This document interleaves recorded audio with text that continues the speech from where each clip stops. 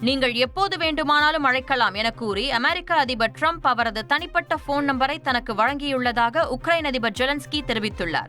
Ukraine Russia போரை நிறுத்த Trump தீவிர முயற்சி மேற்கொண்டுள்ளார். அத்துடன் போர் துவங்க காரணமான நேட்டோ விவகாரத்தில் அவ்வமைப்பில் உக்ரைனை இணைப்பது நடைமுறைக்கு உகந்ததல்ல என்றும் டிரம்ப் விளக்கியிருந்தார்.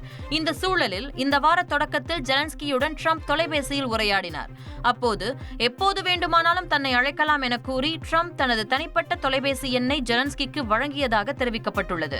சீனாவுடனான எல்லை பிரச்சினையில் மத்தியஸ்தம் செய்ய அமெரிக்கா முன்வந்த நிலையில் இந்தியா நுட்பமாக நிராகரித்துள்ளது. பிரதமர் மோடியுடனான சந்திப்பிற்கு பிறகு செய்தியாளர்களிடம் பேசிய டிரம்ப், இந்தியாவுக்கும் சீனாவுக்கும் நீண்ட காலமாக நிலவும் எல்லை பதற்றத்தை தீர்க்க உதவுவதாக விருப்பம் தெரிவித்தார்.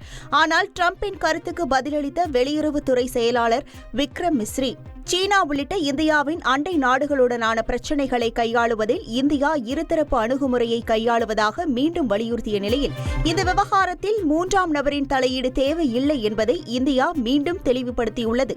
கர்நாடகாவில் ஆற்றின் குறுக்கே கட்டப்பட்ட பாலம் இடிந்து விழுந்தது. உத்தர கன்னடா மாவட்டம் கார்வார் அருகே காளி ஆற்றின் குறுக்கே பாலம் அமைக்கப்பட்டிருந்தது.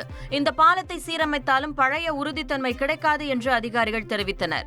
இதையடுத்து அந்த பாலத்தின் அருகே புதிய பாலம் கட்டப்பட்டு வாகன போக்குவரத்து அனுமதிக்கப்பட்டது. கடந்த சில மாதங்களுக்கு முன்பு பழைய பாலம் திடீரென இடிந்து விழுந்தது. இந்நிலையில் இடிந்த பாலத்தின் இன்னொரு பகுதியும் தூணுடன் இடிந்து விழுந்தது. இதையடுத்து கட்டிட கழிவுகளை அதிகாரிகள் அகற்றினர். செய்திகளை உடனுக்குடன் தெரிந்து கொள்ள உடனே சப்ஸ்கிரைப் பண்ணுங்க.